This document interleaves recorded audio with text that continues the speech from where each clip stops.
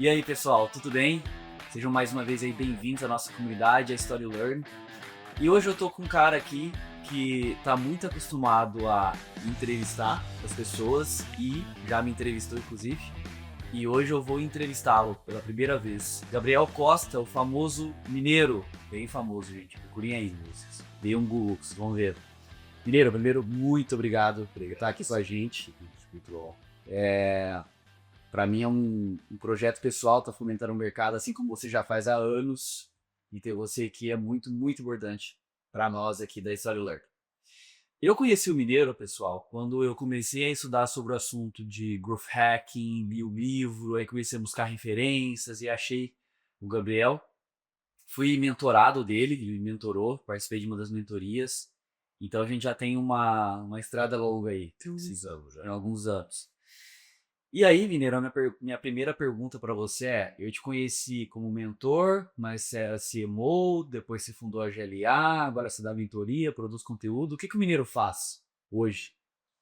Primeiro, obrigado pelo convite. Fiquei honrado de participar do projeto, especialmente por ser muito, pessoalmente, uma missão sua que eu achei muito legal. O que eu faço? Faço várias coisas, mas eu posso resumir em, eu toco duas empresas e eu crio conteúdo. Grosso modo é isso. Tem tanto de detalhe no meio disso, mas cada vez mais, inclusive, eu queria criar mais conteúdo. Eu acho mais legal, mais divertido e mais impactante, inclusive, para as pessoas. E o GLA vem muito nessa pegada, né? De comunidade, de compartilhamento. O que é o GLA? Cara, a gente quando, assim, interessante, eu vou dar vários passos para trás, mas eu acho que é importante. Eu falo que eu tive uma semana abençoada em 2019. Na mesma semana, três pessoas que eram contemporâneos meus ali, de R&D e tal, me pediram ajuda porque eles estavam acabando de assumir uma posição de liderança em growth, marketing, foi uma empresa. E eu vi que os desafios eram muito parecidos. Dava pra cantar a bola assim, cara, beleza, esse turno agora, daqui ao próximo provavelmente vai ser isso e tal. E na mesma semana, dois empreendedores me chamaram para almoçar, porque eles estavam precisando de ajuda com a liderança de marketing growth deles. Falei, pô, a pessoa que está assumindo esse papel está precisando de ajuda e a pessoa que contrata está precisando dessa ajuda. Então, claramente, tem uma oportunidade aqui nessa meio do mercado. Tinha um problema? Esse problema, exato. E aí, eu falei assim, não é um problema onde a gente está formando um analista, base, mas eu quero que está assumindo essa posição de liderança. Às vezes ele já é um líder velho de guerra, como chamar assim, mas ele não necessariamente trabalhava com growth, não necessariamente trabalhava numa empresa de crescimento acelerado, que tem uma dinâmica que tem umas exigências um pouco diferentes. Né? Então o GLA nasce com esse programa de mentoria para desenvolver líderes de marketing growth. Tão simples quanto isso. Eram turmas, né, que foi uma das que você participou, pouquíssimas empresas, 6, 8 empresas, alguns encontros ao vivo e muita construção. Então as pessoas, né, trazem os dados, a gente discute, enfim. A gente fez 15 turmas dessa ao longo do tempo. Eu e a Thay, que é fundadora junto comigo, que era até pouco tempo atrás CMO da Maximilias. E aí, a gente foi ficando cansado, porque, cara, ela era CMO em um lugar, eu era CMO em outro, e então era esse projeto de noite, final de semana. Além desse cansaço, a gente viu que muita gente que já acompanhava a gente, com de podcast, coisa assim, elas queriam ter acesso àquele conteúdo, elas queriam ter acesso àquela transformação, mas ela não conseguia, cara, pagar o preço, porque afinal era um produto B2B. A empresa pagava, sei lá, 18, 20 mil reais para participar ali. E aí a gente decide, então, criar o segundo produto, que é o GLA, a plataforma e a comunidade. Que aí sim é um negócio que é super acessível. Obviamente não tem a minha presença tão individualizada, mas tem muito conteúdo que a gente cria e tem uma comunidade gigantesca também. Hoje deve ter, sei lá, 2.000 pessoas que trabalham com marketing growth, tudo que é tipo de empresa. Também tem empreendedor, também tem gente de vendas, o principal é isso. E aí eu tenho uma comunidade onde as pessoas se ajudam bastante. Então, o GLA essencialmente é uma plataforma de educação, né, para ajudar as pessoas e as empresas terem crescimento acelerado com método. De forma resumida é isso. Legal. Eu peguei um ponto aí que foi uma mudança no mercado que eu acompanhei um tempinho aí já, que essa nomenclatura de líder de growth. E eu acho que veio muito com as startups, né? Se eu me lembro bem. O que se diria que é essa disciplina de growth? O problema começa nessa definição. Porque se a gente volta, esse termo foi criado em 2010, cunhado em 2010. Um cara que chama Chanelis, que foi o primeiro cara de marketing do Dropbox e de mais algumas empresas listadas, né, americanas. E o que ele falou é que essas empresas de tecnologia, principalmente de hipercrescimento, ele escreveu um artigo que era Encontre um Growth Hacker para sua startup. E ele explicava que essas empresas de crescimento acelerado, elas precisavam de um tipo de profissional mais polivalente, onde a grande missão dessa pessoa fosse encontrar uma alavanca, encontrar um lugar onde você coloca uma determinada quantidade de energia e colhe resultados desproporcionais, né?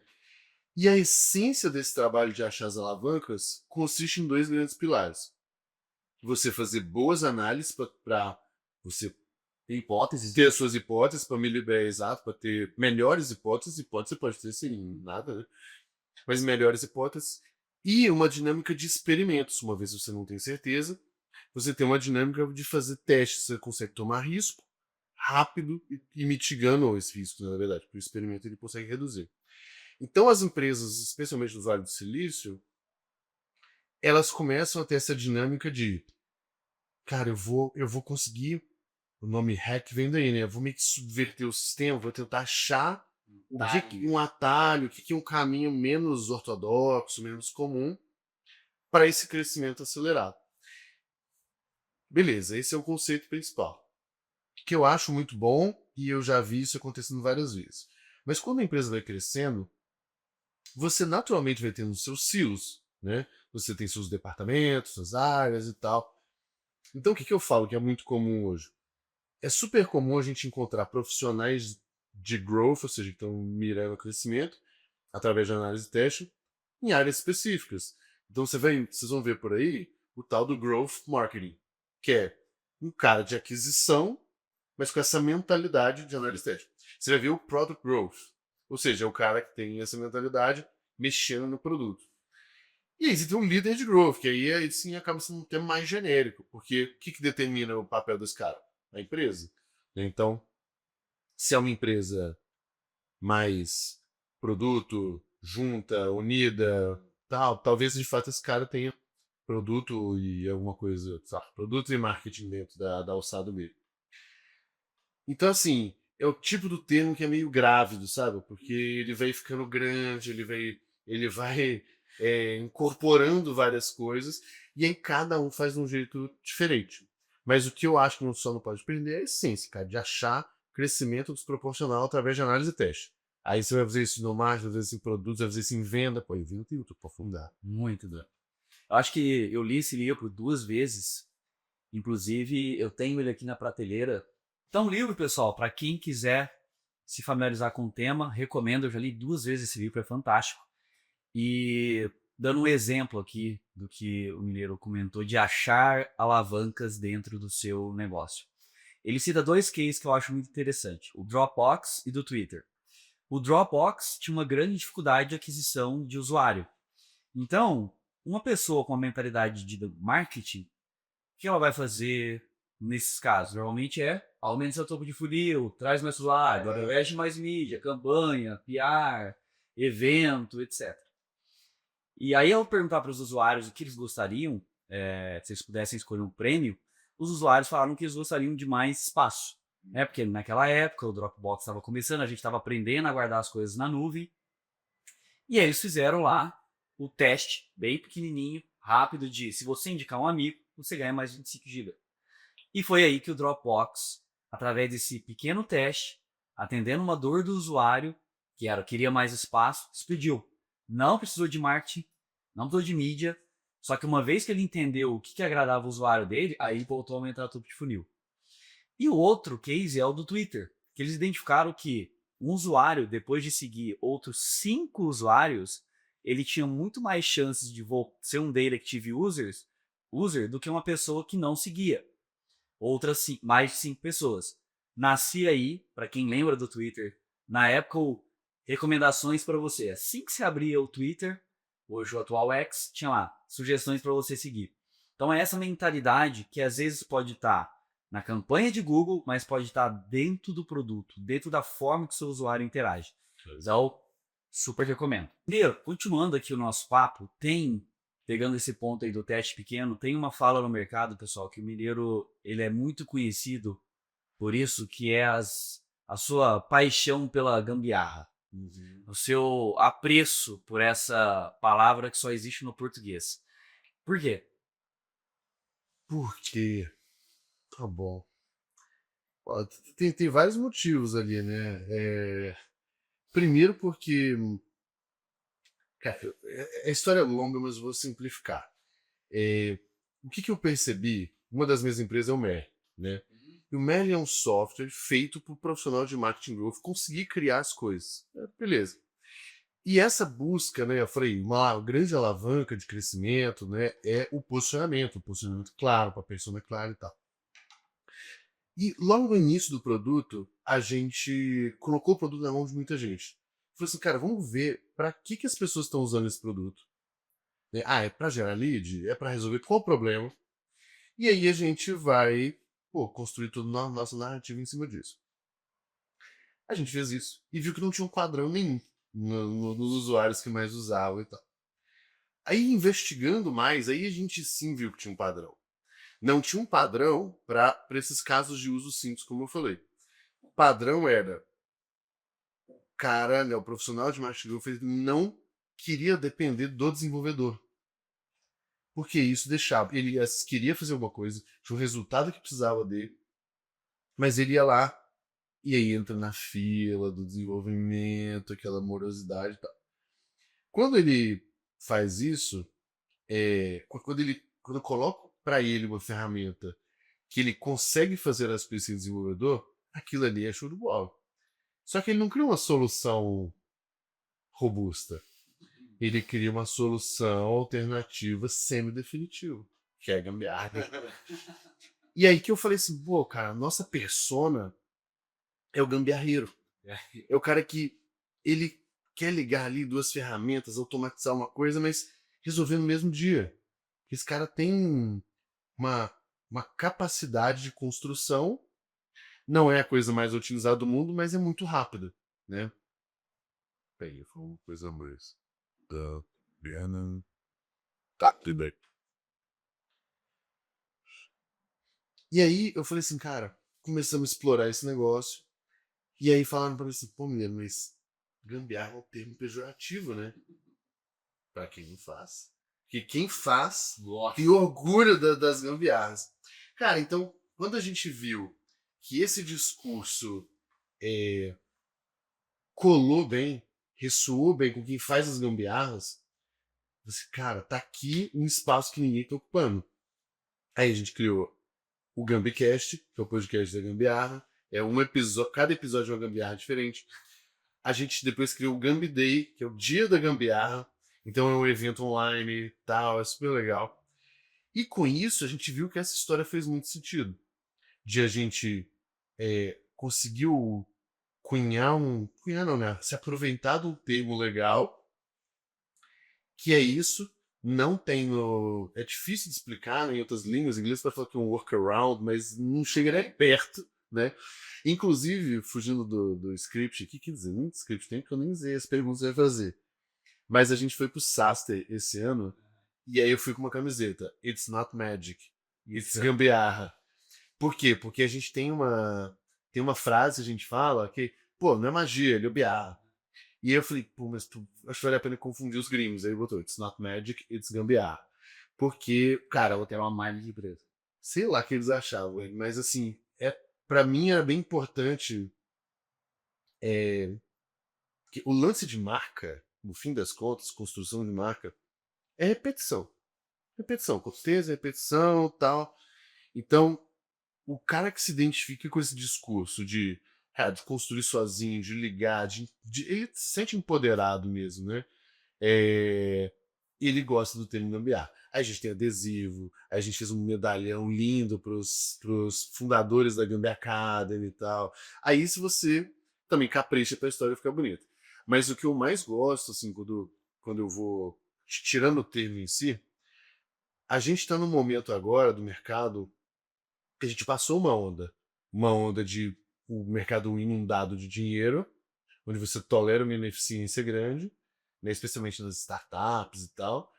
E a gente agora está entrando numa era da eficiência, de fazer mais com menos, de reduzir time. Então, quando a gente fala de AI, quando a gente fala de no-code, quando a gente fala de automação, tudo isso está dentro da mesma categoria. Até que a categoria é como que eu entrego o dobro sem aumentar o time, ou como que eu corto meu time pela metade e mantenho o resultado. E aí você precisa de tecnologia.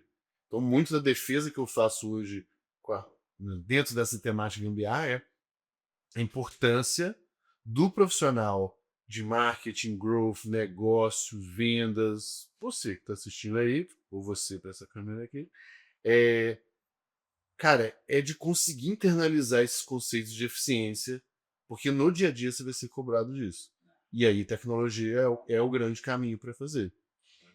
Eu acho que tem um efeito na gambiarra que ele, aí do nome ser muito que traduz assim exatamente. Eu lembro que uma vez você me contou, e o Mireto, pessoal, ele é também muito conhecido pelas metáforas, né? Que eu acho que metáfora também é uma forma de contar a história, é 100% real disso. Que é o seguinte, quando a gente quer fazer um teste numa empresa, no nosso dia a dia do trabalho, cara, eu já trabalhei em 4 empresas grandes diferentes. Eu nunca vi um time de tecnologia que não tá com a fila. Não existe, não existe, tá? E se você triplicar um número de desenvolvedores, A fila aumenta também. é igual o salário.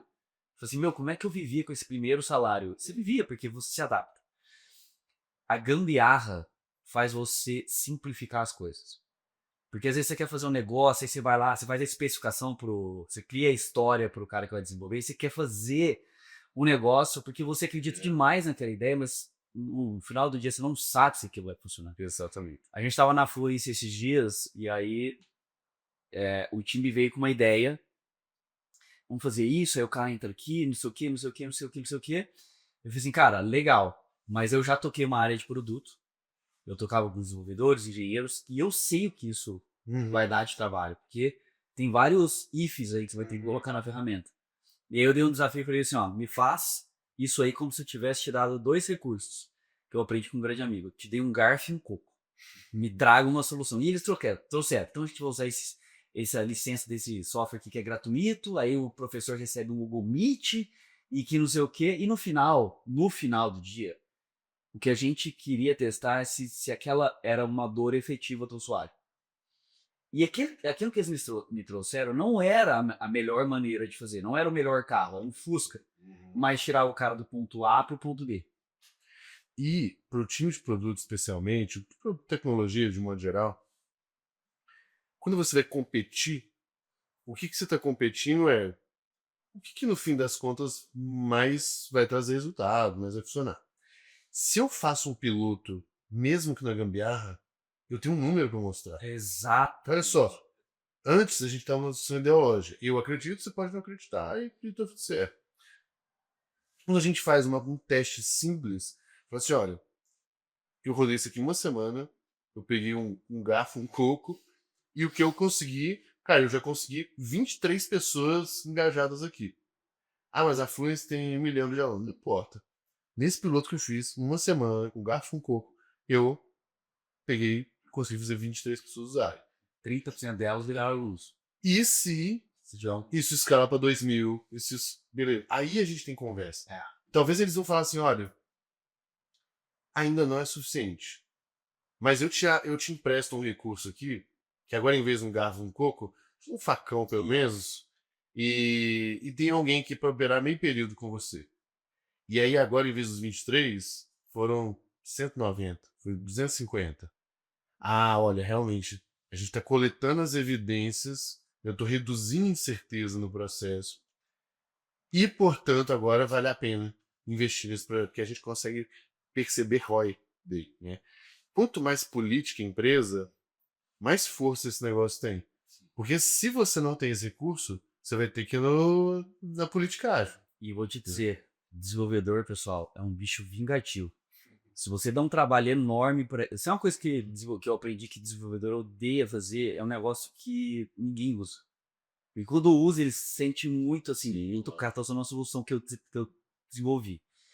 Quando ninguém usa, gera uma frustração. E toda vez que você chega lá com um pedido, só no ideologia, né? Pedindo aquela coisa Crença. muito complexa, o cara vai lá, desenvolve, aí tem não sei o que, ninguém usa, cara. Ele na próxima vez que for pedir, ele vai lembrar. E da próxima, e da próxima. Então, veja se a solução que você está fazendo dá pra fazer com garfo e um coco, vulgo gambiarra, Sabe o que dá? do jeito que dá, porque a maioria das coisas, se você pensar em quase todos os produtos que foram lançados comparado com a solução que tem hoje, sei lá, primeiro iPhone, primeiro computador, primeiro carro, ó, tudo foi com o que dava na época, né? E aí depois você vai evoluir. Minerva, uma das coisas que eu percebo, aí você já foi CMO em várias. Você foi em CMO na Simbu, hoje você tem sua própria empresa, então você é CEO, CMO. É uma dificuldade do time criativo em entender a importância deles saberem de negócio, de entender a que a área deles não é pegar um briefing, desenvolver uma campanha, uma ideia criativa, mas é resolver um problema do negócio. Por que você acha que a área criativa é tão afastada, assim, pelo menos nas minhas experiências? Agora na Fluência eu tô tendo uma experiência um pouco mais. O time vive bastante, bem mais o negócio, mas ainda vejo que é um negócio que, por exemplo, nós temos essa ideia aqui. E aí você vai ver que o comportamento do negócio, seja em audiência, seja comportamento do usuário, não necessariamente é aquilo. Então foi uma ideia pela sacada, não pelo movimento do negócio. Você sentia essa dificuldade também? Você acha que tem algum motivo? Né? Toda. Tem vários motivos, né? Com certeza. Para mim, toda decisão, né, organizacional tem efeito colateral. Né? Eu acho que é bem simples. E o que acontece? Vem um pouco da cultura da empresa. Então, quando você combina uma cultura que valoriza ou não valoriza alguma coisa, e você organiza a empresa, né, os times e tal, você acaba gerando esse tipo de coisa. Então, por exemplo, na RD, a RD sempre foi, RD Station, né? Sempre foi uma empresa de performance e venda. É isso, uma empresa de performance e venda. Que também tinha um produto e que também tinha uma marca. Era isso. A cultura sempre foi essa. Então, venda sempre andou na frente e o produto ia acompanhando. Não era uma empresa de produto que vendia, era uma empresa de vendas que tinha um produto. Essa é uma cultura da empresa. O fundador estabeleceu essa regra aqui. Todos os fundadores da ED também são bem analíticos, ou engenheiros, mas todos bem analíticos. Então, o que é um efeito colateral que a empresa sofre? Marca sempre foi deixada de lado. Sempre não. Foi deixada de lado muitos anos até que se olhou para isso. Né? Então, quando você tem uma cultura de uma empresa que está claro que ela valoriza mais, que ela valoriza menos, ou que ela não valoriza, o time é organizado em cima disso. Então, nunca teve uma área de marca no RD. O time de design sempre foi o que dá para fazer. As coisas começaram a mudar quando a gente entendeu que, cara, a gente precisa escalar a produção de conteúdo, a gente precisa subir o nível, a gente começou a ter concorrente no mercado, então aí você começa a entender que isso agora talvez seja mais importante, ou era, e você não percebia. E aí, só pra você ter uma ideia, teve uma época que o time de design ficava comigo, junto com o time de growth, e isso foi muito bom pra gente como cultura, mas eu fazia gestão do coordenador de design, ele estava comigo, mas, né, eu trouxe o primeiro cara de audiovisual mesmo, de um cara para vídeo, o Matheus está até no YouTube hoje, e o Matheus, cara, a gente não tinha nada, não tinha nem câmera, né, E aí, quando a gente começou a fazer um trabalhinho ali de investir melhor em vídeo e tal, a IRD viu o impacto do negócio. Seja porque teve feedback, seja porque os números melhoraram. Então, o que precisa acontecer com essas áreas é o seguinte: se ela não é de uma empresa que valoriza essa, que não tem isso como cultura, ou ela tem que dar o jeito de mostrar o impacto dela, ou ela vai ser renegada para sempre, né? Aí chegou num ponto que o time de design audiovisual da D&D, cara, quando eu tava lá ainda, eu tinha, sei lá, 30, 40 pessoas. Pô, aí você viu que a empresa entendeu o jogo.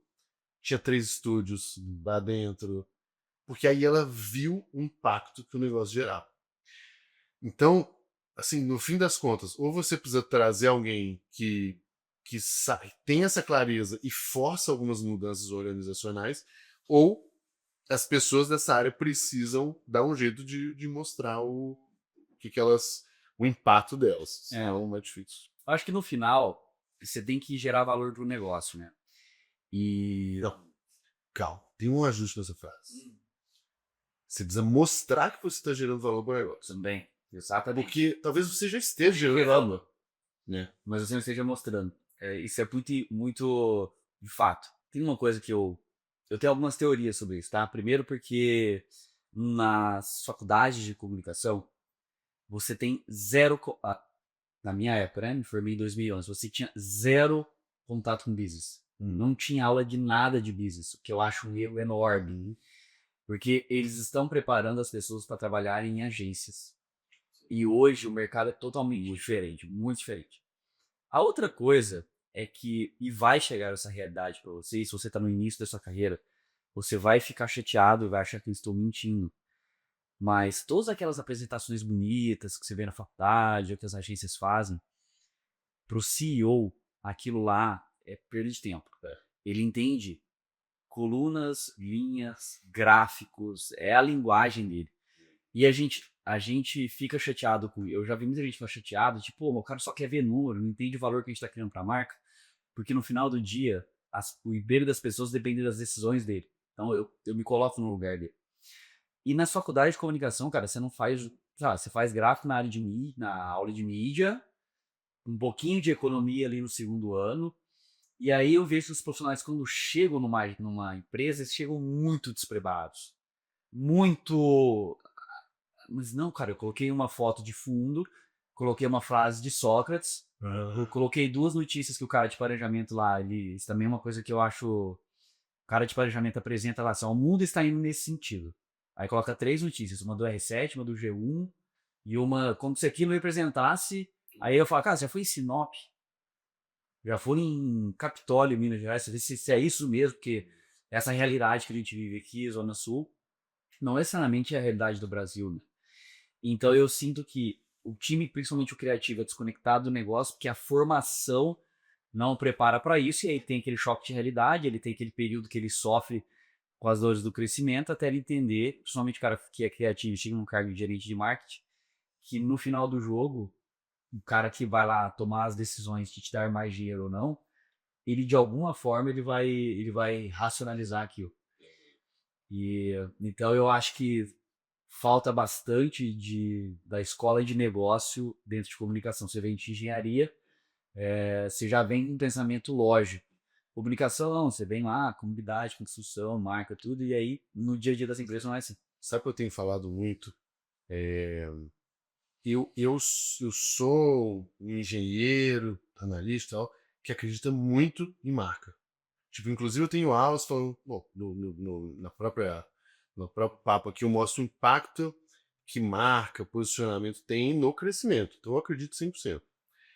Só que isso que você falou eu tendo a concordar bem, porque o profissional de comunicação, de um modo geral, quando ele vai levar essa, qualquer que seja o argumento pro, pro executivo, claro que muitas vezes é um discurso muito abraçável. É muito o sentimento do não sei o quê. E aí as pessoas precisam entender a dinâmica, eu falo muito isso com o meu time. Você precisa entender o que é a cozinha e o que é o prato principal na mesa. Tem várias discussões que são cozinha. É muito importante, tem que fazer. Você tem que descascar a batata, né? Você tem que cortar a batata, você tem que cozinhar a batata. Mas no fim do dia, na hora que você vai servir a pessoa, na hora que você vai entregar aquilo ali, seja pro CEO, seja pro seu cliente que está sentado na mesa do restaurante, você não precisa explicar para ele como que você cortou a batata. Você não precisa explicar que você cozinhou, botou na água gelar. Ele não quer saber. Ele quer saber, tá gostoso ou não tá esse prato? Então, várias das vezes eu falo assim, gente, que eu concordo com todos os argumentos, mas isso é cozinha. Isso é o trabalho do seu time. Você ficar 3 meses quebrando a cabeça lá, vai ter uma linha de raciocínio, vai ter uma loja. Se alguém te questionar, você tem como explicar. Mas na hora que você vai servir o prato, você tem que limpar tanto dessas coisas que não importa. Simplesmente não importa. Né? Para ele não importa. Então, por exemplo, o que foi o meu argumento numa dessas discussões que eu tive?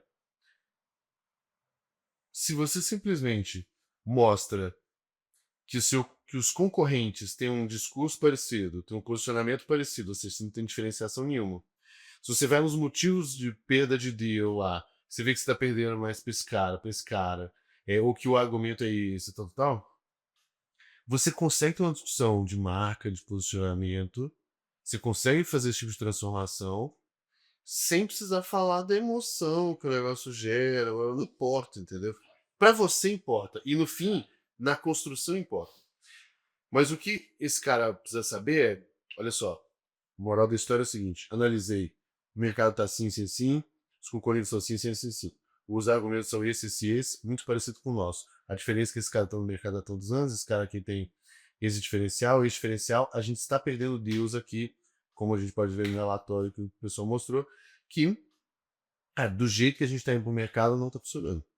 Então, por isso, eu proponho um projeto, seja de marca, de posicionamento, ou de uma campanha, tanto faz. Que vai custar tanto e a minha previsão é trazer tanto. E aí, os caras, mas não tem como mensurar. Cara, você pode. Eu falo que planejamento não é pra você seguir 100%, é pra você errar menos.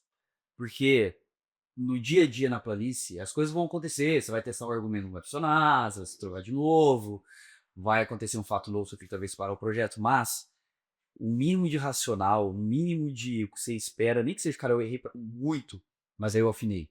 E eu afinei, até o momento você vai entender assim, cara, eu entendo o impacto que minha marca tem quando eu faço. O impacto, eu entendo o impacto que tem no negócio quando eu faço marca. Agora, o assunto etéreo não vai passar, esquece que não vai passar. Então fica a dica aí, cara. De alguma forma, eu li um livro uma vez que eu não recomendo. Porque o que eu mais aprendi nesse livro eu vou te contar agora. Que chama Comunicação 5 Estrelas. Cara, mas tem uma parte do livro que ele fala assim: o grande erro de quem faz apresentações é que ele leva para a apresentação o que é importante para ele e não para quem ele vai apresentar. Que é a estéreo da cozinha. Eles falaram: olha, eu cortei isso aqui com um novo equipamento de batata. Deu, caguei isso aqui. Para você é mega importante porque você aumentou a rentabilidade da cozinha. Você não precisa de 10 caras cortando batata, precisa de 2. A batata perde menos coisa. Mas do dono do restaurante é importante. É importante. Agora, e eu já falei isso várias vezes pro meu time, tipo, cara, deixa eu dizer, isso aqui, para aquele fórum lá, é importante, mas não é importante. É importante porque isso tá ajudando o negócio, mas algo que a gente precisa é falar assim, cara, eu preciso de tanto para retornar tanto. Né? Porque o cara toma uma decisão o dia inteiro. Continuando essa questão de comunicação, que sempre vai ter subjetividade envolvida, sempre algum nível de subjetividade vai ter.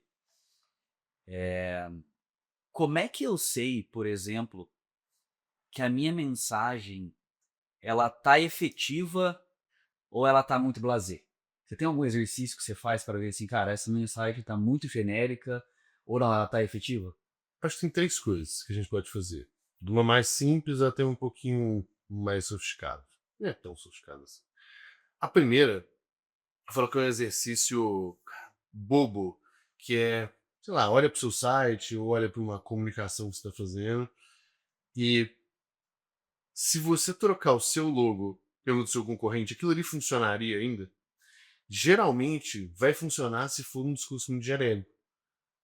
Tipo, pô, não funciona pro cara, porque a linguagem dele é mais assim, a minha é mais assada, precisa saber muito claro, muito diferente e tal. Esse é o primeiro exercício.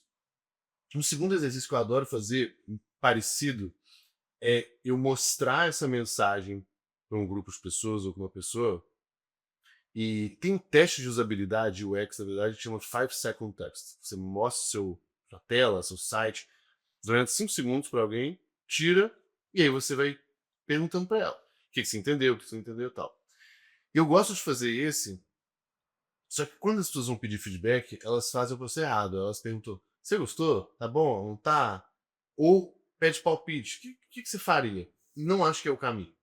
O caminho é você fazer perguntas que façam ela pensar e que te dão um insight. Por exemplo, eu te mostro no meu site.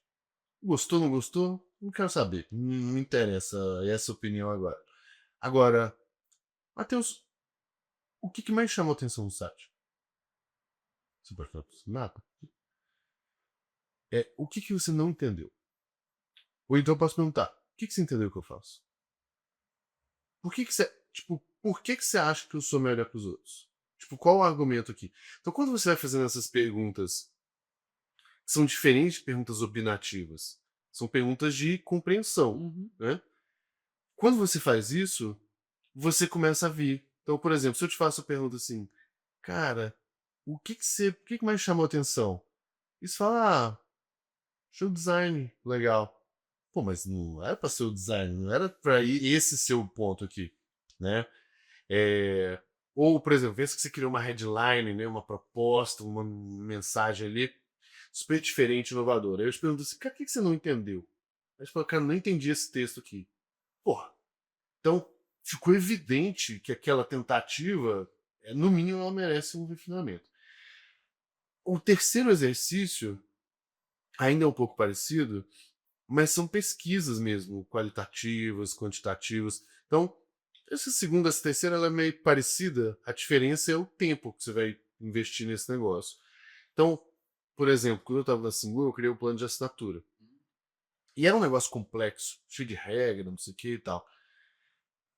E aí, mais do que só fazer essa percepção rápida, eu trouxe cliente lá na Singu e eu tinha dois planos de assinatura diferentes. Então eu peguei e mostrei o primeiro, falei, aí eu fiz as perguntas: o que você acha? O que você não acha? Pá, pá, pá. Às vezes eu posso fazer algumas perguntas antes: como é que é a sua rotina de cuidado, de beleza e tal. Aí depois eu apresentei um. Aí eu pergunto: o que você entendeu? Não entendeu? Aí então espera. Mostrei o segundo. O que você entendeu? Mesma coisa, repetiu o processo. E eu falei: qual que você preferiu? Tipo, se você fosse assinar algo primeiro, você assinaria algum? Sim, não. Ah, não é porque ela falou que ela assinaria que ela vai assinar, né? Mas beleza. Qual você assinaria? Aí, pra mim, essa foi a parada mais importante que a gente fez. Ela falou: eu assinaria o primeiro. Eu falei: tá bom. Aí duas perguntas: o que mais te fez escolher o primeiro e o segundo? Ela falou alguma coisa. Tá bom. Aí eu falo assim: o que eu preciso mudar no segundo para que você prefira o segundo? E aí, nessas questões, você começa a entender. Eu tô falando para produto, mas pode ser para qualquer coisa. Você começa a entender os pontos que são relevantes. Porque quando eu apresento o produto, tem 10 coisas lá dentro, tem bônus, tem não sei o que, tem preço. Mas você começa a pegar exatamente o que ela não entendeu, o que chamou atenção, o que doeu, o que motivava a pessoa a mudar. E aí a gente também começava a ver alguns padrões. Então esse processo, de modo geral, de eu extrair essas informações das pessoas, é o que me ajuda a ter essa linguagem.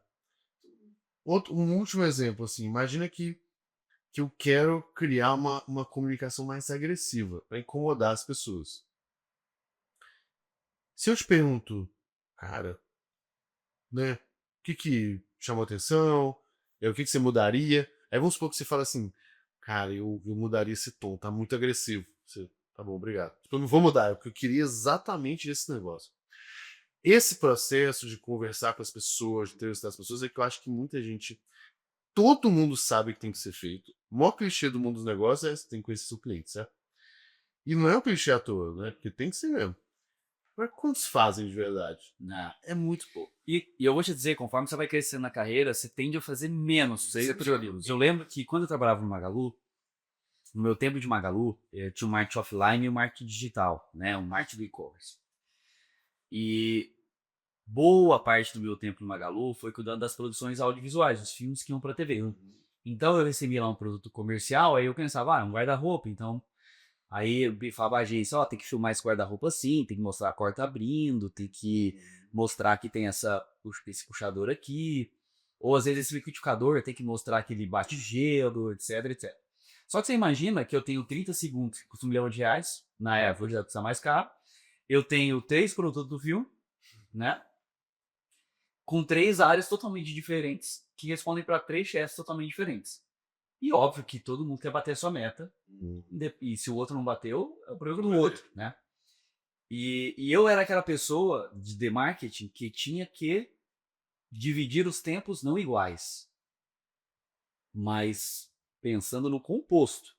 Ticket médio, que é. E, meu, você ia falar com o comprador, que é o cara responsável, tipo, o que eu falo desse notebook? Cara, você tem que falar que esse notebook aqui, ele tem esse processador, tem essa tela, tem isso.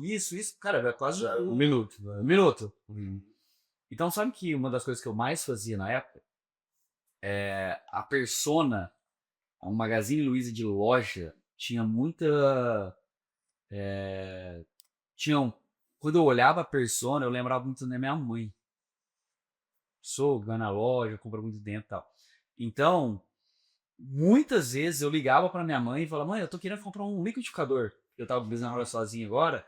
O que eu tenho que olhar? Nunca comprei na minha vida. Ah, meu filho, você tem que ver se ele é o copo de vidro, porque o copo de plástico, você bate o cheiro, pega o cheiro.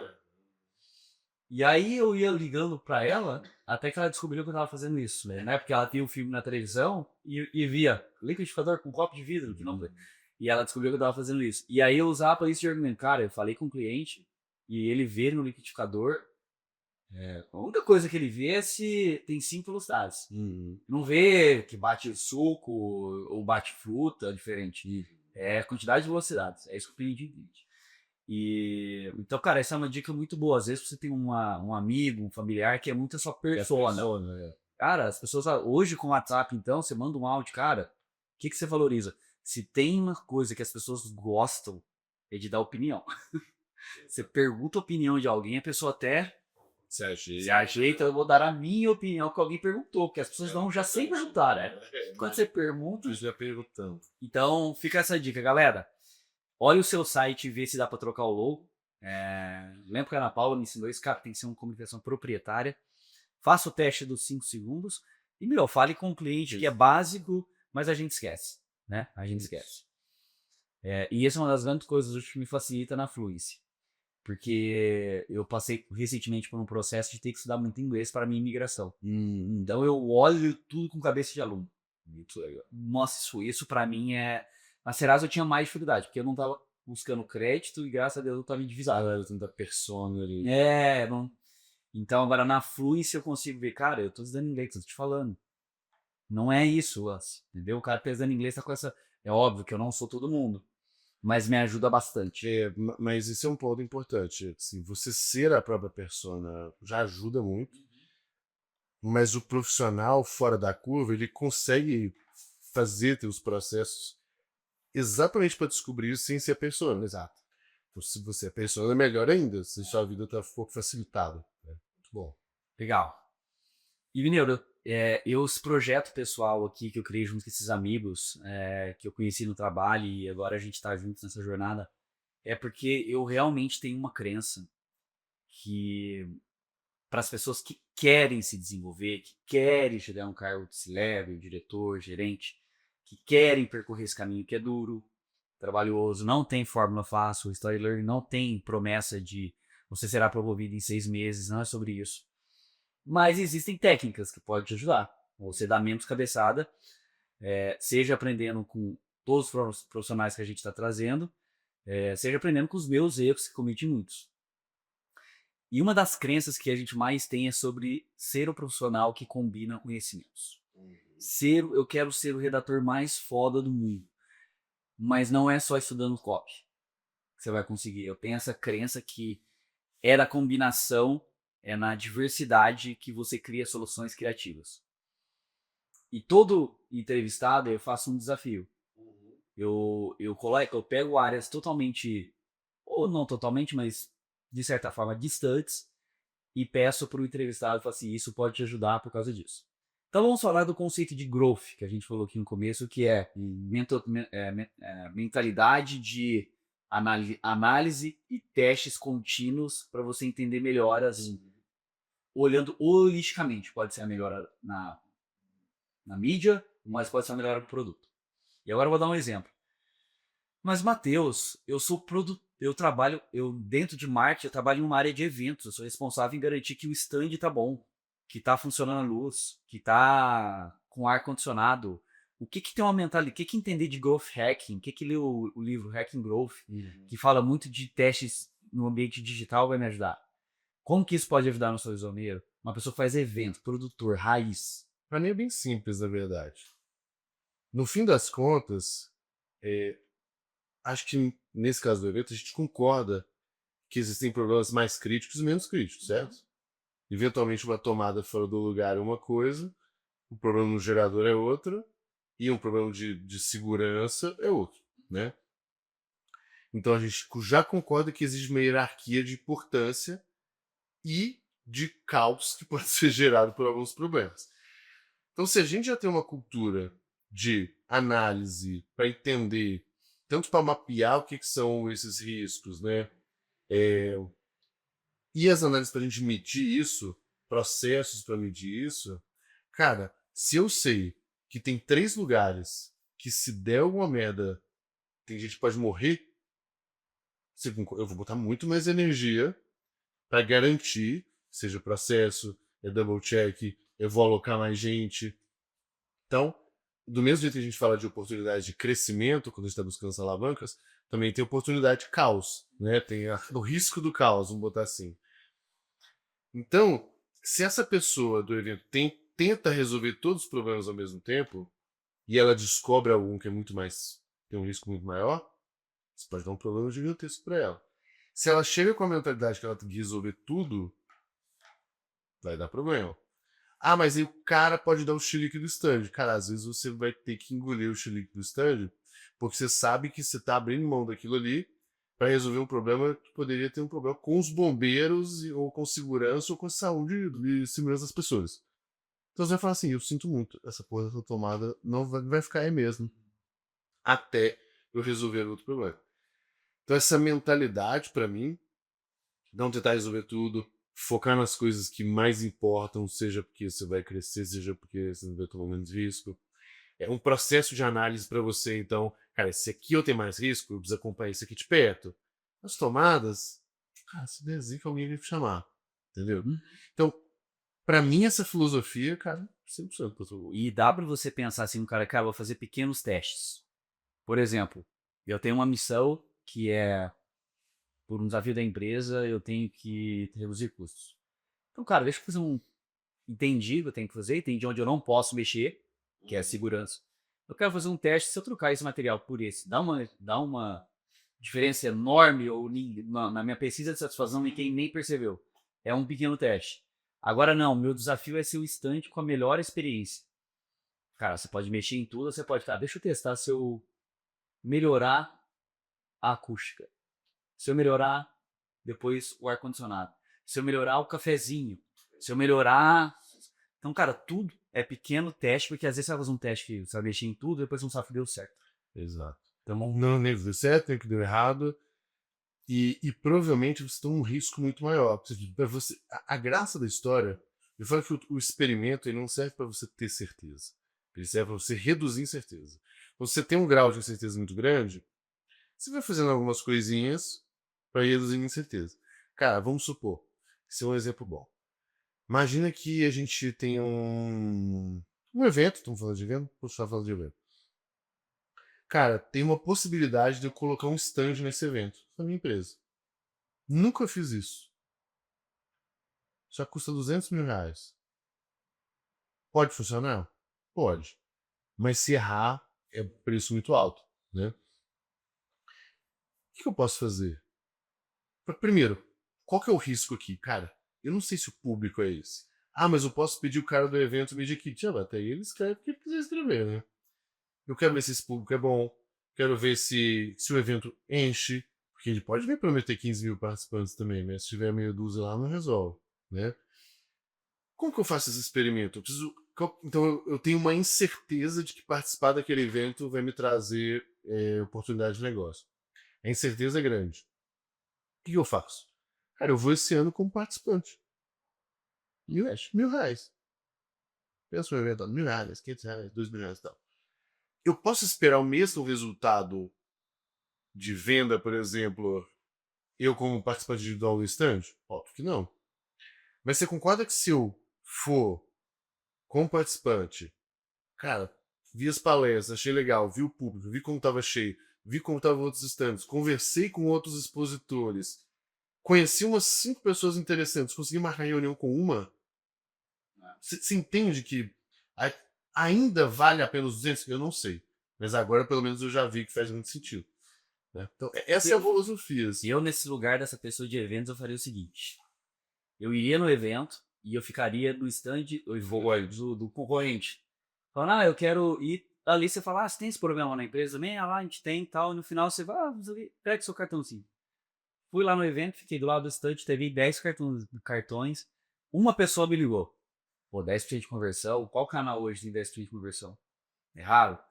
Então, é essa mentalidade. É o gráfico coco. Que você pode testar de várias formas. É a gambiarra, É isso aí. Não, por exemplo, uma coisa que eu vejo uma galera fazendo, especialmente fora do Brasil, são os eventos paralelos. Então, sei lá, vai ter um evento grande aqui em São Paulo. O que eu faço? Eu organizo um jantar, um happy hour na mesma noite ali do evento. Nossa, é muito isso. Não é? Estados Unidos, Fora atenção, isso é entupido. Você come e bebe de graça o tempo inteiro se você quiser. Mas por quê?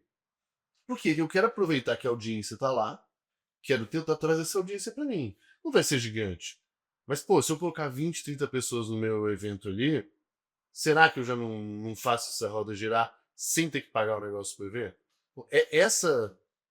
Esse tipo de coisa, tá vendo? Se a gente ficar aqui, vai ver umas 10 ideias de. O mais importante é, eu não tô simplesmente escolhendo um caminho mais fácil, porém com mais risco, que é patrocínio. E aí, geralmente a gente entra num dilema que é, ou eu pago os 200 mil, eu chutei, né? E resto pra dar certo, ou na dúvida, não faço nada. Pronto, aí você. Estagna. Tá tudo no extremo. Ou toma risco desnecessário, ou não toma risco nenhum. Legal. Nosso Dreamforce dos Estados Unidos lá, que é o maior evento da Salesforce, cara, é isso aí, assim, Sabe aquele tubarão que fica um monte de peixinho comendo na rua? É isso aí. Porque em volta parece o evento toma um bairro inteiro, porque as empresas pequenininhas que têm soluções que se conectam com a Salesforce faz o happy hour, faz o café da manhã e fica ali te convidando. Então, ótimo teste. Agora nós vamos entrar numa parte que é sobre carreira, que eu acho que você tem uma carreira muito interessante porque você viveu indústrias diferentes. E a sua última experiência antes de se tornar empreendedor foi como CMO no mercado de beleza. O que você diria que foi a principal coisa que você aprendeu, assim, que te surpreendeu sobre como é que o mercado se comporta? O mercado de beleza. Beleza? Cara, o que eu acho mais doido é como a mulherada gasta grana. Exato. Tá. Cara, o nosso público, assim, a gente era um marketplace, então a gente tinha a consumidora final e a prestadora de serviço, né? A Lancôme, qualquer prestador. Os dois lados era isso, 98, 99% feminino. E, cara, é muito louco, porque beleza, ó, esse dado que eu vou usar ele é um dado antigo, eu já vou explicar por quê. Beleza era o terceiro item de consumo do brasileiro. Se não me engano, é moradia, alimentação e beleza. Antes de educação. Agora veio as Beth bagunçaram isso aqui tudo. Mas é muito louco. É muito doido. Assim, então, quando eu entendi, cara, a Singu era um negócio muito nice to have, né? Manicure em casa não é uma necessidade de ninguém. Quando eu falo de ninguém, existem alguns públicos de mobilidade reduzida que passa a ser assim, mas assim, era 5% do meu público geral.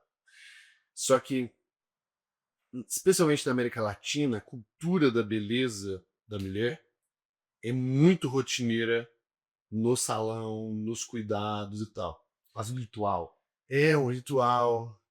Não, é porque assim, quando você vai para a Europa ou nos Estados Unidos, a mulher faz a unha no salão, qualquer coisa assim, numa ocasião. Ou seja, festa, mas é a exceção. E uma viagem, detalhe, que eu palestrei em Berlim e São Francisco sobre um case da Sinlu. E eu precisava explicar para as pessoas que o público, tipo assim, que a cultura da beleza, ela é presente em todas as classes sociais. Todas. Não é um negócio de quem tem grana. Obviamente, quanto se gasta nessa jornada, sim. Mas a cultura, não. E isso impacta tudo. Impacta a despesa da casa, impacta acho que, muitas questões pessoais de vaidade, impacta como o mercado se comporta. Então, assim, o mercado de beleza, de um modo geral, tem imagens Exato. bizarras. É, e, cara, aí você vê o marketing digital nisso junto, a influenciadora nisso junto, poder que uma menina na internet tem de vender um produto assim. Então, isso é muito doido. Entender essa dinâmica foi muito interessante, muito diferente do que eu estou acostumado, uma vez que, né, quando a gente está muito no B2B e tal, tudo é mais boring, assim, tudo é mais quadrado. E na beleza, como tem muito dinheiro, a competição é muito agressiva. Então, cara, você vê de tudo. Você vê desde loja física muito bem feita, você vê muita campanha, você vê tudo. É muito dia, muito dia. Você. Massa, massa. Esse negócio que você falou é muito verdade, assim, agora eu tô morando em Vancouver por um período e de fato, assim, cara, é muito caro. É muito caro. Então, de fato, é uma ocasião, vai ter um casamento, aí você faz a unha, vai lá, mas não é algo tão acessível assim para todo mundo, né? Então, tem pouco e caro. E, meu, acho que um dos grandes desafios assim da carreira é ser um líder, né? Gerenciar pessoas. O que você diria assim que foram suas coisas mais interessantes que você viu nessa jornada, assim, erros, acertos ou aprendizados para se tornar um líder de pessoas, independente da skill?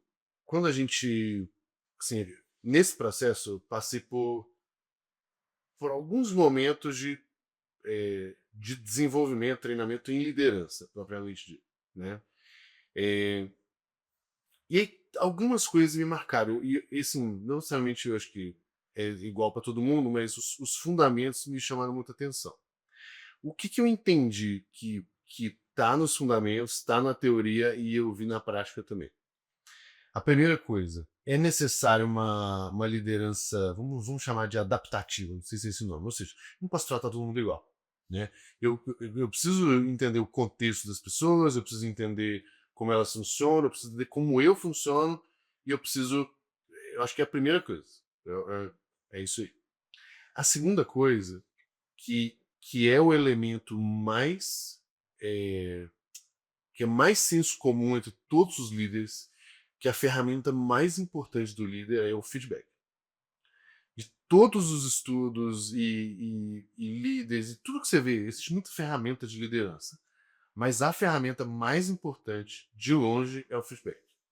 Obviamente, você pode fazer isso de mal feito, bem feito. Então, a cultura do feedback, tanto do líder para o liderado, como os liderados para o líder, gera uma cultura de grande desenvolvimento.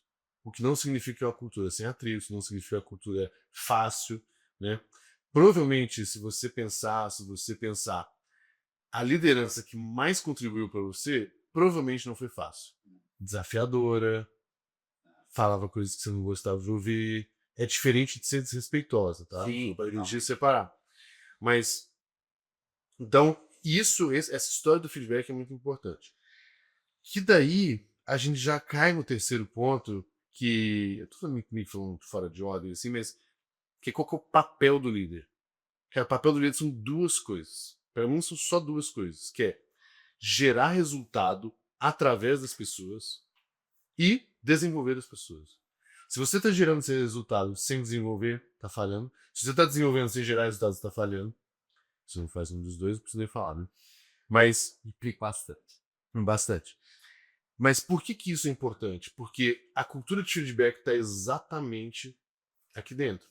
Se eu pego tudo para fazer sozinho e não aprendo a passar isso para as pessoas, eu não desenvolvo, eu não dou feedback do trabalho, elas não desenvolvem. Se elas não desenvolvem, eu não gero resultado através delas.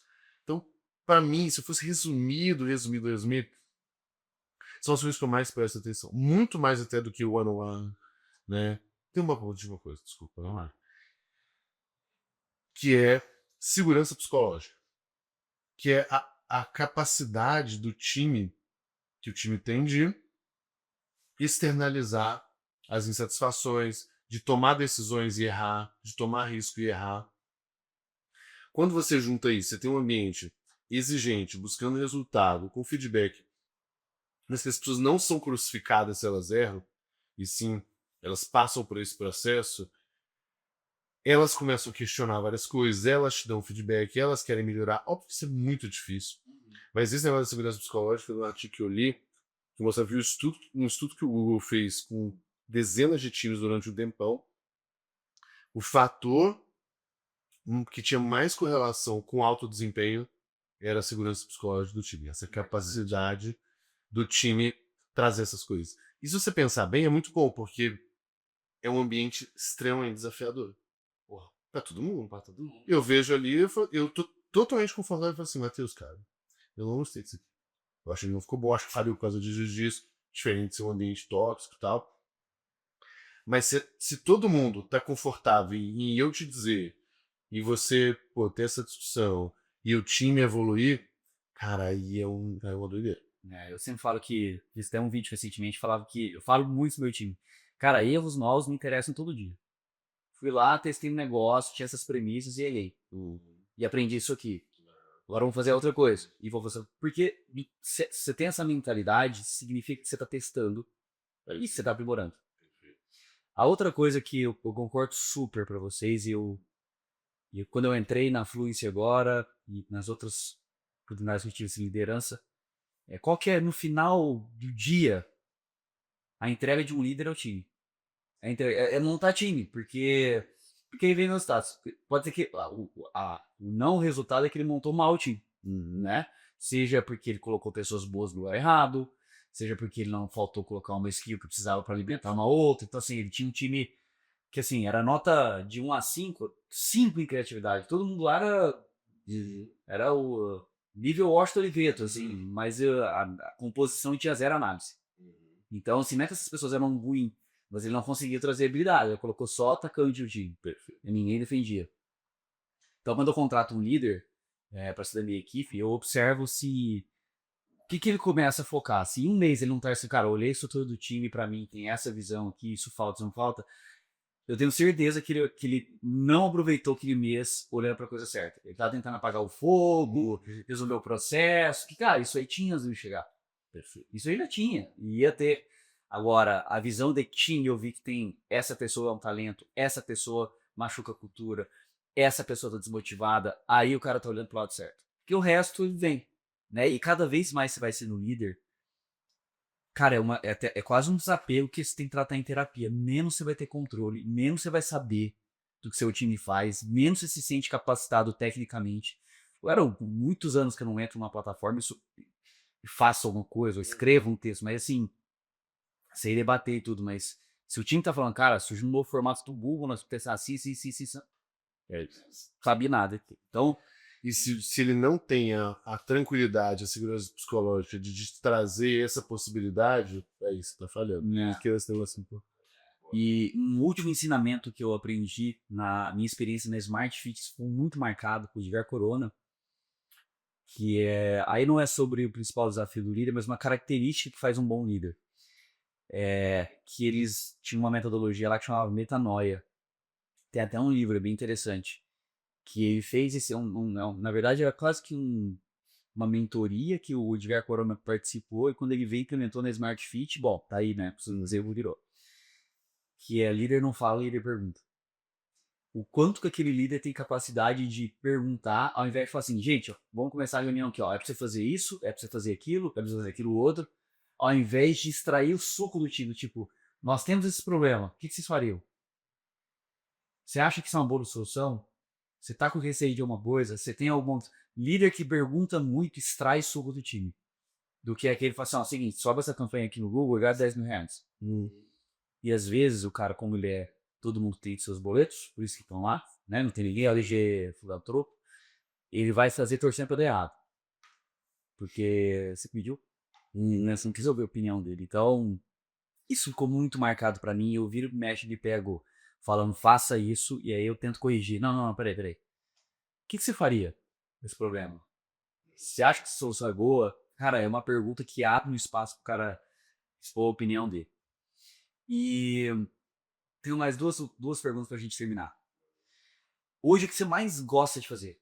Nesse estágio de carreira que você tá? Já foi CMO, agora é fundador, produz conteúdo, é pai, então também dizem que líderes que têm pai, que têm filhos, têm uma habilidade muito mais, vamos dizer, aguçada do que não é. Aí eu já sei, o meu caso. O que eu sei. Cara, essa história de se tornar pai, pra mim, foi muito mais de eu aprender a me organizar muito melhor e ser mais produtivo do que qualquer coisa. Pra mim foi uma transformação. Já vi muito isso. Porque antes, quando sem filho, você ganha um jogo no volume. Filho, você vai até a hora que precisar ir. Eu era psicopata desse negócio. Hoje eu sou preguiçoso, eu acho, às vezes, assim. Eu tô morto, velho. Morto, eu boto as coisas pra dormir, eu falo, preciso ir junto, tá? Cara, o que eu mais gosto de fazer de longe é, é criar conteúdo.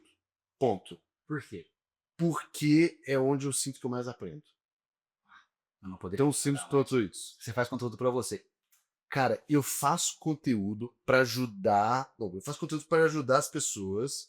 E obviamente, não é demagogia, porque eu vendo produtos a partir disso. Só que, quando eu entendo realmente o problema das pessoas e eu crio um conteúdo para ajudá-las, para eu conseguir fazer isso com didática, de um jeito bom, eu tenho que gastar a cabeça. Não é fácil produzir conteúdo. Não eu faço. Assim, e aí, por exemplo, tem vários tipos de conteúdo. Tem tipo esse que a gente tá fazendo aqui entrevista, que eu entrevisto várias pessoas. Tem conteúdos que são aulas, tem conteúdo que é o Reel de 1 minuto e meio. Passo de 1 minuto e meio aqui. Então, assim, criar conteúdo para mim, no fim das contas, é um processo de eu conseguir organizar muita coisa na minha cabeça e ainda ajudar as pessoas. E ainda ganhar dinheiro. Então eu não consigo ver como algo. Sim, não que não dê trabalho e tal, mas para mim é, sem dúvida, essa questão. Isso é muito verdade, porque eu tava vendo o Flow esses dias acho que é Rafael Grata, ou Grapa, e tem aquele mais foco, menos ansiedade. Ele é um médico que faz conteúdo sobre isso, né? E ele falou assim, cara, os conteúdos que eu falo lá não é que sou um cara perfeito, que não é dopaminérgico, que não consome, mas ao fazer aquele conteúdo eu me reafirmo as coisas que eu acredito que eu não consigo fazer todas, e eu aprendo. E nesse processo agora que eu também estou produzindo conteúdo, e é muito disso, né? Você tem que estudar, você tem que pensar que você tem que contar uma história. Isso, como que eu coloco essa informação de um jeito que eu entenda? E é massa crítica. É gastar, é buscar referência, é ler, é ver um vídeo. Então, eu super concordo. E, cara, eu acho que a nossa geração de profissionais, a gente viveu uma grande revolução que foi o digital. Quem tá chegando agora no mercado não conheceu o mercado assim, digital, né? Já nasceu naquele digital, mas conheceu o mercado sem IA. Acho que os profissionais nativos de IA ainda vão demorar para ir lá. De uma geraçãozinha. Vai demorar um pouquinho. Então, considerando, a gente viu a transformação do marketing que só falava para o marketing que abria diálogo, do surgimento das redes sociais que mudou a dinâmica de como as marcas se relacionam com as pessoas, da tecnologia, da engenharia, ganhou uma relevância absurda. E os criativos, que antes eram os reis das agências, não eram mais, exatamente, porque existia muita precisava de perfis engenheiros. Eu vi muito engenheiro entrar no mercado de marketing digital, muitos, muitos, muitos. E eu sempre tento fazer uma proporção de quanto de engenheiro tem no meu time, para que lá me vide a maturidade de analítica do time. Mas veio o IA generativo. Cara, eu tenho estudado muito sobre isso, lido muito. O meu chefe, o Fino, que é o CEO da Fluence, ele é um entusiasta e ele criou uma newsletter, que é um problema, que a gente assina a newsletter, só que ele manda newsletter todo dia, inclusive aos domingos. Então apita lá no celular que o Finn te mandou um e-mail, falou, meu Deus, o chefe mandou, é só uma newsletter. Então a gente tá com esse, ó, você precisa mudar lá, cara, na minha forma. O que você acha que vai acontecer? Uma previsão, é difícil prever, mas o que você acha que, baseado no que você tá vendo assim, que vai mexer no jogo, no perfil do profissional, no perfil de trabalho, no jeito de trabalhar? Assim, eu acho que todo mundo tá tentando responder essa pergunta, né? O que tá ficando claro agora, se não me engano, o ChatGPT fez 2 anos agora, né? Essa semana. O 3, né? Porque... Não, o do anúncio oficial ali e tal. Porque, cara, isso é uma coisa, né? Desde 2020, eu tava... onde eu tava quando eu tava vendo disso? Sabe o que é engraçado? Eu tenho um amigo, ele é um dos fundadores da Hawk Contact, o Edmar. E ele é um entusiasta de tech num nível, tipo, ele tá precisando AI tipo, há 10 anos. E eu fui acompanhando por ele as coisas. E ele tem um podcast de Deep Tech. Então, é muito doido. É uma cabeça muito diferente, um cara sensacional. Então, eu fui vendo as coisas por causa dele. Só que ainda é muito distante. Por exemplo, ele ganhou um dinheiro com a NVIDIA. Porque ele viu, ele sabia exatamente o que estava acontecendo e pegou a explosão. Porque ele entendia o mercado, entendia o que estava acontecendo e tal. E aí, assim, cara, o que eu acho que nesses 2 anos deu pra ver é que o uso simplório, qualquer pessoa faz. Ainda o uso simplório, ele não é tão transformador como resultado. Tipo, você tem um texto muito rápido, mas não é o texto bom, impactante, real. Agora, quem começa a fazer um trabalhinho um pouco melhor, cara, já é uma mudança de paradigma muito, muito grande. Gasta tempo no prompt. É no prompt, é entendendo as coisas, é arrumando os dados para as coisas ficarem melhor. Acho que tem um tanto de coisa. As próprias tecnologias. Cara, a gente lá no Mering tem feito bastante coisa. Os meninos mais novos, e já estão começando. Meus estagiários já passaram todo mundo. Assim, tem o Dev, que é quem guia eles, mas. Então, o que eu acho que vai acontecer, que eu tô vendo vai ser uma grande ferramenta que muita gente vai usar. E o cara que é ruim, o ruim, seja porque ele é preguiçoso, seja porque ele não gosta de estudar, porque ele não sabe fazer boas perguntas, cara, ele vai usar e não vai resolver o problema dele, assim, sinceramente. Ah, não, começou a resolver melhor. Tá bom. Mas aí, quem usa nível médio pra cima, aí é uma transformação bizarra. Então, o que eu acho? Posições juniores, cara, tendem a ser eliminadas. Eu acho que é bem caótico nesse sentido. O Doug mesmo, meu CTO lá, no Mega a gente tem 2 devs, os 2 sêniors. O Doug falou assim, cara, eu não quero trabalhar com dev júnior mais. Tipo, eu quero trabalhar com dev júnior no sentido de, se é um prodígio que eu acho que é um talento que pode, beleza, esse cara eu quero. Mas assim, ter dev júnior para fazer o trabalho braçal não precisa. Mas, cara, ferramenta, sei lá, o cursor lá que ajuda os caras a desenvolver, $15 por mês. 20, sei lá, um Big Secret, nem interessa. Tipo, vou contrato, não tem problema. Você tem 5% de ganho, beleza, mas o negócio dá 70% de ganho. É muito doido. Então, assim, de novo, a minha tese é que a gente tentando nessa época, na era da eficiência, de entregar mais com menos, de fazer magia. E muito do Merrin já era essa narrativa desde isso. Eu queria ajudar um cara de marketing a fazer magia. Porque muitas vezes ele é cobrado disso, né? De fazer mágica e tal.